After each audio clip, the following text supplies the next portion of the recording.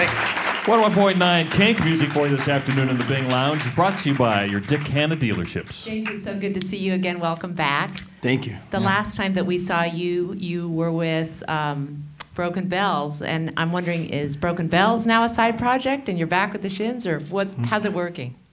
I don't know. I hadn't made the judgment call, but I mean, right now for sure, Shins is my focus. But we will do another Broken Bells record. We've got songs in the works and songs that are almost done, being recorded even. So there will be another record. And is Danger Mouse a factor in it being more production in this album that's coming out next?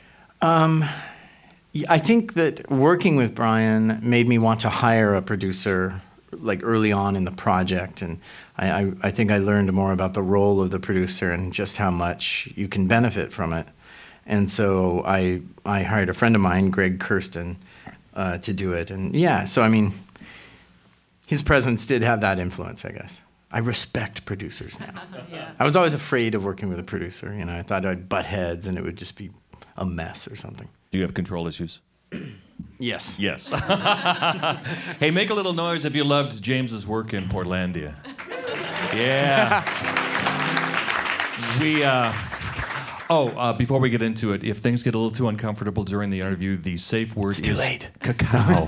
Cacao. Cacao? Cacao. Cacao! Is your safe word. Talk a little bit about, I know since we've last seen you, you've also been in a movie or something. You've done a little acting other than Portlandia. Talk a bit about that. Yeah, Matt McCormick, who's a local filmmaker and all-around cool dude, made a movie. He's an old friend of mine, and he had me audition. He made me audition, but yeah, so I was in his movie. Actually, Carrie Brownstein was in it as well, but she's kind of the lead. And how hard is it to play? Because basically on Portlandia, you were playing yourself, even though you were in Echo. All I had to do was stand there and let them be really shockingly strange. You would think that would be easy to play yourself, but is it? What's that? You would think that would be easy to play yourself, but is it? Is it harder than it looks? I find it, you know, it's hard to just like have somebody put a camera on you and go, be normal. You know, that's what sometimes I think it's like. And so no, it's not for me. I don't think I'm quite a natural at it, you know. So we're lucky to have you home, and I understand you're going to get a break and be able to spend some time here. When you come home, is there anything that you have to do once you get back to Portland?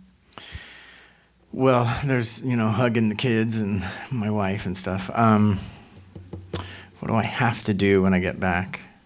I mean, I love to be out in the garden and stuff, and get out to the barn. And I mean, I think I seem to be really sort of domestic, I guess. So instead of like I got to rush down and get some oysters at Dan Louie's, which I do, you know, it's mostly about the house. New album, Port of Morrow, comes out March 20th. We are so pleased that you could come and play for us. This is the only Northwest appearance other than the shows in Bend and May. So thank you so much for doing this, James. Thank you. We love having you here in the Bing Lounge. One more time. Let's hear James Mercer of the Shins.